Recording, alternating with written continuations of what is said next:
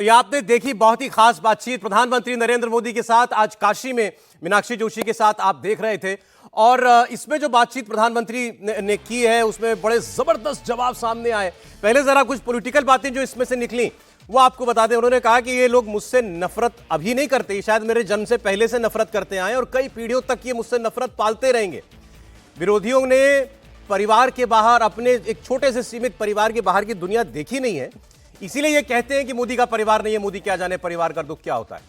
मैं देश को अपना परिवार मानता हूं और मैं देश के 140 करोड़ लोगों के लिए जीता हूं। उन्होंने कहा कि और मुझे इस बात के लिए अपनी कन्विक्शन है, मैं इस बात को आत्मसात कर चुका हूं कि मुझे परमात्मा ने भेजा है किसी विशेष काम के लिए। कांग्रेस पार्टी के बारे में वो बात कर रहे थे, उनसे मीनाक्षी ने सीधे पूछा, आप कहते हैं आप जीत कर क्या है तो आप संविधान बदल देंगे।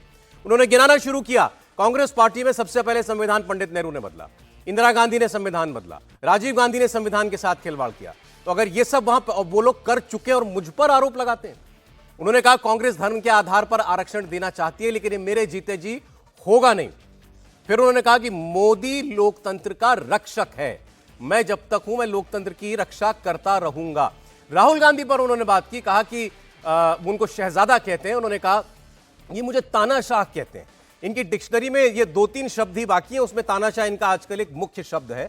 लेकिन जब ये एक चुने हुए प्रधानमंत्री को, वो भी 2 बार रिकॉर्ड मैंडेट से जीत करके आए प्रधानमंत्री को तानाशाह कहते हैं, तो ये दरअसल देश की जनता का अपमान कर रहे हैं। मुझे गाली नहीं दे रहे हैं, ये देश की जनता को गाली दे रहे हैं। सीधे आपको मीनाक्षी के पास लेकर चलते हैं जिन्होंने आज दिन में ये बातचीत उनसे की। मीनाक्षी, बहुत बहुत बधाई आपको, बहुत जबरदस्त इंटरव्यू। और जो आपने एक इमोशनल कॉर्ड प्रधानमंत्री की इस बातचीत में आज जो छुई है, बहुत, मैंने तो नहीं देखा उनको इतना डीप और बिल्कुल डूब कर इमोशन में ऐसे बात करते हुए। इससे पहले वो कई बार भावुक हुए हैं, लेकिन आज जब आपने उनसे कहा कि आपको एक छोटी बच्ची नजर आ जाती है, लाखों की भीड़ में आपको एक बूढ़ी माताजी नजर आ जाती है, तो जो उनका जवाब था, लग रहा था कि यहाँ दिल की गहराई से बोल रहे हैं। सौरभ, उन्होंने जो अपनी बातें कही, आपने उनका पूरा जवाब सुना। उन्होंने कहा कि मैं कोई रोबोट नहीं हूँ, मैं एक इंसान हूँ। एक रोबोट क्या होता है, उसको जैसे उसके अंदर फीड कर दिया जाता है वो उसी तरीके से काम करता है। लेकिन एक इंसान और एक रोबोट में बड़ा फ़र्क ये है कि उसकी अपनी एक भावना होती है, सिर्फ दिमाग नहीं होता, वो अपनी भावनाओं के इशारे पर चलता है। और वही भावनाएं उनकी, चाहे वो पब्लिक रैली हो, चाहे वो आज का इंटरव्यू हो, उसमें खुलकर सामने आए। उनकी आंखें नम थी। आपने देखा बीच में उन्होंने अपने उंगलियों को अपने होठों पर रख लिया कि उनकी वो भावनाएं शायद बहुत ज़्यादा निकल कर बाहर ना आ जाए। उनसे जब मैंने पूछा कि आपका परिवार नहीं है, तो उन्होंने कुछ इस तरीके से किया है और मैं क्या बोलूँ इस पर। उन्होंने यही कहा कि वो क्या कहूँ, इसका मैं क्या जवाब दूँ।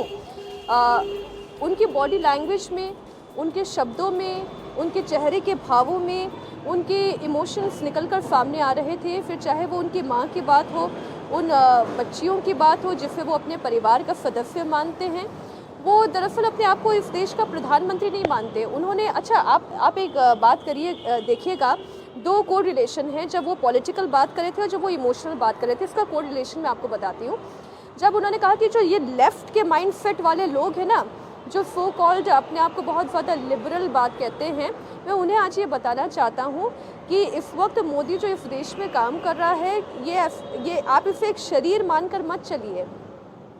ये कोई हार्ड मास जो है वो काम पर नहीं लगा हुआ है, ये भावना काम पर लगी हुई है, खुद देश उनके साथ साथ काम पर लगा हुआ है। अब इसी को आप इमोशनल कनेक्ट से भी जोड़िए। हम जब लेफ़्ट की मानसिकता की बात करते हैं, लेफ़्ट भारत से तकरीबन साफ हो चुकी है, पश्चिम बंगाल में सिमट चुकी है और दक्षिण भारत में 1-2 राज्य से ज़्यादा कोई नाम लेवा है नहीं। और वहीं जब आप इमोशन कनेक्ट की बात करते हैं, तो आज पूर्वोत्तर के या आप अगर हम उत्तर भारत के जितने राज्यों की बात कर रहे हैं, वहाँ पे लोगों से ज़रा मुलाकात करके देखें। मैं बनारस की बात कर रही हूँ। कल सौरभ में रोड शो कर रही थी, वहाँ पर 2 छोटी बच्चियाँ थीं। मैंने उनसे पूछा आप किससे मिलने के लिए आए हो? उन्होंने क्या कहा कि मैं प्रधानमंत्री मोदी को देखने के लिए आई हूँ। ताकि आप जानते हो उन्हें कौन है? ताकि हाँ, मैं जानती हूँ, वो प्राइम मिनिस्टर हैं। अब उन 2 छोटी बच्चियों को क्या मतलब देश की राजनीति से या देश का प्रधानमंत्री कौन है, लेकिन फिर भी एक उनके अंदर उत्सुकता है। क्यों? क्योंकि उनके परिवार ने वो प्रोग्रेस देखी है, उन्होंने वो सुरक्षा देखी है, इसलिए वो छोटी बच्चियां भी खुश है। एक और उदाहरण मैं देती हूँ कल ही के रोड शो का, और उससे आज से आप कनेक्ट करके देखिएगा। युवा लड़कियां थी, कुछ 21 साल की थी, कुछ 22 साल की थी। वो कहते कि हम फर्स्ट टाइम वोटर, हमने पहला वोट डाला, अब हम डालेंगे, हम अपना नेता चुनने जा रहे हैं। मैंने उनसे पूछा कि आपके लिए लीडर कौन है। उन्होंने पहले ही शब्द में ये कहा कि हमारे लीडर वो हैं जो हमें सुरक्षित महसूस करा सकें। देखिए, एक आदमी के लिए ये कोई बहुत बड़ी बात नहीं होगी, लेकिन जब एक लड़की सड़क पर चलती है, जब वो अपने स्कूल जाती है, जब वो कॉलेज जाती है, या जब वो दफ्तर काम पे जाती है, या दफ्तर से रात 12-1 बजे भी जब वो लौट के घर आ रही होती है, अगर सड़क पर चलते हुए वो डरे तो ये समझ जाइए कि सुरक्षा नहीं है। लेकिन अगर सड़क पर चलते हुए रात के 12 बजे भी अगर मैं ये महसूस करती हूँ कि कोई माइका लाल मुझे छेड़ नहीं सकता, अगर वो छेड़ेगा तो उसे छोड़ा नहीं जाएगा, तो ये जो sense of satisfaction and sense of security है, ओनली विमेन कैन अंडरस्टैंड। तो ये जो भाव है ना, ये लोगों का भाव है जो प्रधानमंत्री मोदी से उन्हें कनेक्ट करता है। और आप उत्तर प्रदेश के किसी भी शहर में चले जाइए, आपको औरतों का, लड़कियों का, बच्चियों का यही रिएक्शन मिलेगा। इसलिए जो विमेन पॉपुलेशन है इस देश की, और ख़ासतौर पर उत्तर भारत की, वो प्रधानमंत्री मोदी से अपने आप को कनेक्ट करती है। और जब उनसे पूछते हैं कि प्रधानमंत्री कौन बनेगा, तो वो मुस्कुरा कर नरेंद्र मोदी का नाम ले लेती हैं। जी देखिए, मुझे तो जैसे अभी आपका इंटरव्यू शुरू हुआ तो मुझे क्योंकि कल ही बात की है, तो मुझे मेरे दिमाग में भी वो बड़ा अभी ताज़ा है वो सारी इंटरेक्शन उनके साथ।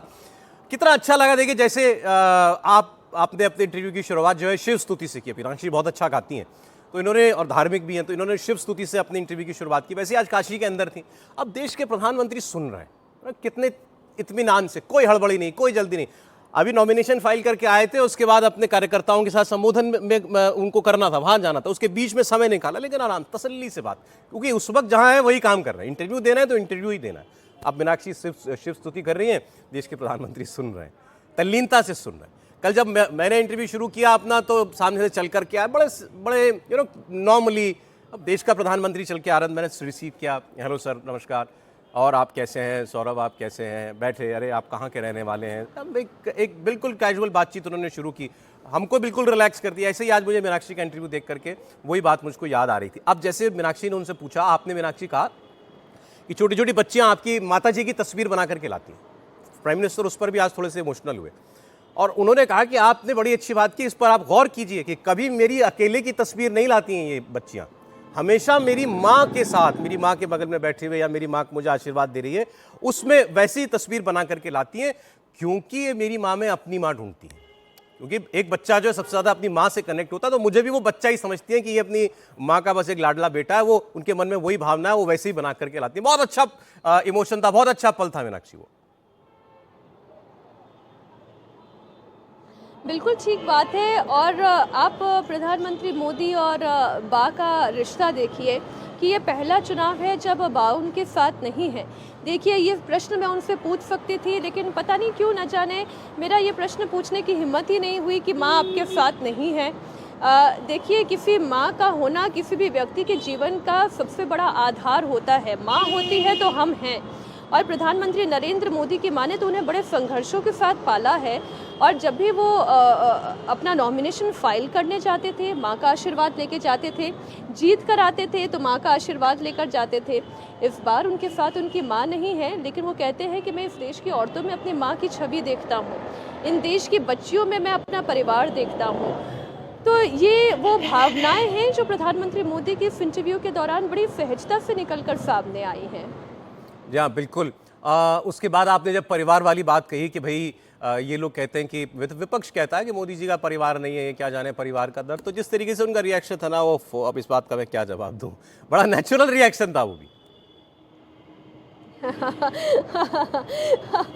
मैं बिल्कुल, आप सही कह रहे हैं सौरभ, और मेरी भी हंसी उस वक्त वाकई में छूट गई। उन्होंने एकदम से अपना हाथ इस तरीके से सर पर दिया, अब मैं इसका क्या जवाब दूं।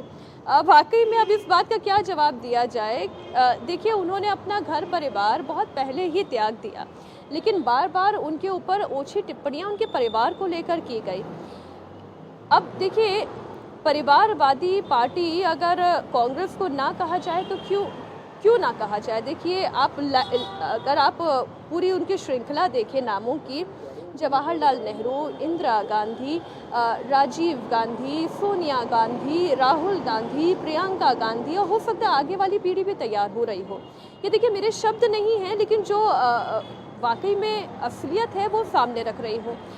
परिवारवादी पॉलिटिक्स की जब भी बात होती है, फिर चाहे वो लालू फैमिली हो, गांधी फैमिली हो, या फिर हम उत्तर प्रदेश की बात कर ले, अखिलेश यादव के परिवार की बात कर ले, परिवार एक ही परिवार से बहुत सारे पॉलिटिशियंस का निकलना ये गलत नहीं है, लेकिन एक ही पार्टी का कंट्रोल एक परिवार के हाथ में रहना, इसे लेकर बीजेपी हमेशा से वार करती आई है।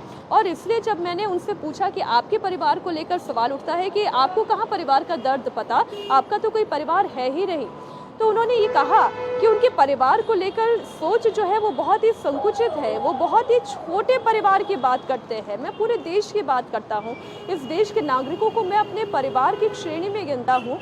तो परिवार का कॉन्सेप्ट प्रधानमंत्री नरेंद्र मोदी के जीवन में बहुत बड़ा है, वो केवल खून के रिश्तों से नहीं जुड़ा हुआ है। आज एक साक्षात्कार के दौरान जो मैंने सेंस किया, जो मैंने भापा, वो मैं इस वक्त दर्शकों के सामने रख रही हूँ। सौरभ, देखिए, मेरी कल की बातचीत मुझे याद आई, तो उसमें ये जिक्र आया, मैंने कहा कि क्योंकि उसमें वो पॉलिटिकल बातचीत ज़्यादा थी, तो मैंने कहा कि आप रायबरेली चले गए, राहुल गांधी, वहाँ प्रियंका गांधी उनके लिए प्रचार कर रही हैं, और वो बड़ी लोगों के साथ अपने फैमिली रिश्तों की बातें वहाँ करती हैं कि भाई मेरी माता जी, मेरे पिताजी सांसद रहे हैं, उन्होंने आपकी सेवा की है, वो यहाँ आते थे तो कैसे दौरे करते थे, मैं छोटी बच्ची थी, मैं उनके साथ जाती थी।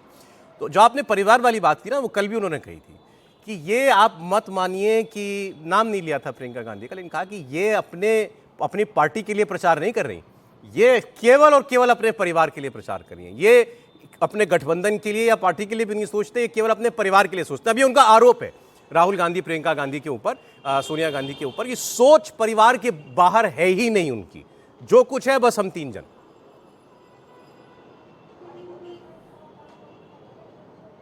आप बिल्कुल ठीक कह रहे हैं, और केवल बात परिवार की नहीं है। सौरभ, आपका इंटरव्यू मैं देख रही थी, आपके इंटरव्यू को कॉन्ग्रेचुलेट करने का समय ही नहीं मिल पाया। यहाँ पे रोड शो के बाद फिर आज का इंटरव्यू, हर दिन की आपाधापी आप जान रहे हैं, हर दिन फील्ड में दौड़ ही रहे हैं हम। लेकिन आपके इंटरव्यू में एक बात उन्होंने बड़े हंसते कह दी, उन्होंने जब जिक्र किया संविधान का, जब उन्होंने धार्मिक रूप से दिए जाने वाले आरक्षण का भी जिक्र किया। देखिए, कल आपके इंटरव्यू के दौरान उन्होंने धारा 370 की बात की, आज भी उन्होंने धारा 370 की बात की, उन्होंने धारा 370 के साथ साथ शाहबानों के केस की भी बात की। उन्होंने कहा कि मुझ पर कोई संविधान को कर्ब करने का, मैं अंग्रेजी शब्द का इस्तेमाल करूँ, या इसको खत्म करने का आरोप कैसे लगा सकता है, जबकि आप ही की पार्टी यानी कांग्रेस पार्टी के ही चार नेताओं ने संविधान का हनन किया, संविधान को अपने अनुसार, अपनी राजनीति के मुताबिक तोड़ा मरोड़ा। और वो आज के, देखिए, एग्जाम्पल यानी उदाहरण से सबसे, इनमें से ऐसा कोई भी इंसिडेंट सौरभ हम नहीं कह सकते कि जो बीजेपी ने क्रिएट किया है, ये तो कांग्रेस ने किया है, इससे वो इनकार नहीं कर सकते। अब जो ये तानाशाह वाली बात थी, कल उन्होंने शहनशाह का जवाब दिया था कि मैं गालियां सहन करता हूं, मैं शहनशाह हूं, लाइट मोमेंट उन्होंने खुद क्रिएट किया। अब आज उन्होंने बड़ी गंभीरता से कहा कि मीनाक्षी, आपने पूछा कि भाई आपको ये लोग तानाशाह, डिक्टेटर कहते हैं, तो उन्होंने कहा अच्छा मैं डिक्टेटर हूं, अब आप किसको गाली दे रहे हैं? मैं देश की जनता के द्वारा चुन करके आया, 2 बार प्रधानमंत्री मुझे देश ने बनाया, आप कह रहे हैं कि मैं डिक्टेटर हूं, मैं जैसा हूं मैं तो वैसा ही हूं ना, देश की जनता को मैं पसंद हूं, आप कह रहे हैं देश की जनता की पसंद गलत है, तो आप आरोप या आप आक्षेप तो जनता के ऊपर लगा रहे हैं। बहुत से लोग जो अब जब लोग ईवीएम की बात कर लेते हैं, तो मैं कई बार मैं भी ये भी सोचता हूँ, जैसे आपने भी आज उनसे चर्चा की, मैंने भी कल बात की थी, भाई इतनी मेहनत किस लिए आप करते हैं? सोचिए, अगर कोई आदमी अगर डिक्टेटर हो, चुनाव में जैसे आप आजकल आरोप लगा दिए जाते हैं कि चुनाव आयोग जो है वो पूरी तरीके से एक पक्ष की भूमिका निभा रहा है, क्यों करेगा कोई आदमी इतनी मेहनत? जनता के बीच इतनी ज़्यादा दिन भर में 4-4, 5-5 रैली, 2-2, 4-4 इंटरव्यू, उसके बाद सभाएं, ये सब कुछ आदमी क्यों कर रहा है? सीधे जनता से मैंडेट मांगने के लिए ना। तो उन्होंने ये कहा कि आप जनता को आप गाली दे रहे हैं अगर आप मुझे डिक्टेटर कह रहे हैं तो। मीनाक्षी, आप बिल्कुल ठीक कह रहे हैं, और डिक्टेटर जो है चुनाव नहीं करवाते। अगर डिक्टेटर चुनाव करवाते होते तो फिर वो डिक्टेटर ही नहीं कहलाते। ये लोकतंत्र है, और लोकतंत्र में जनता चयन करती है कि उन्हें कैसा नेता चाहिए। चलिए, वो तो प्रधानमंत्री नरेंद्र मोदी है, मैं उनसे बात कर रही हूँ या आप उनसे बात कर रही हैं, या कोई भी पत्रकार उनसे बात कर रहा है, तो वो अपना पक्ष रखेंगे। लेकिन जनता क्या सोचती है और जनता क्या चाहती है, वो मैंडेट में नजर आता है, वो लोगों के रिएक्शन में नजर आता है। जब प्रधानमंत्री नरेंद्र मोदी रोड शो करते हैं, तो कल लाखों की भीड़ बनारस की इसी सड़कों पर थी। बिल्कुल। क्या उन्हें खींच कर लाया गया था? क्या उन्हें जबरदस्ती लाया गया था? कोई लेकिन यूं ही मजेदार तो बात यह है दोपहर मीनाक्षी की आज 3 प्रियंका बजे गांधी की ने इस उसी तपती रोड शो के ऊपर दोपहरी में- आरोप ये लगाया कि जी। मोदी जी बनारस में कभी किसी के घर गए क्या? केवल रोड शो करते हैं, बड़ी सी गाड़ी के ऊपर बाहर निकल करके बस लोगों के सामने हाथ हिला देते हैं। आपने बिल्कुल ठीक कहा, वो जिनके लिए हाथ हिला रहे हैं वो लोग आए कहाँ से हैं?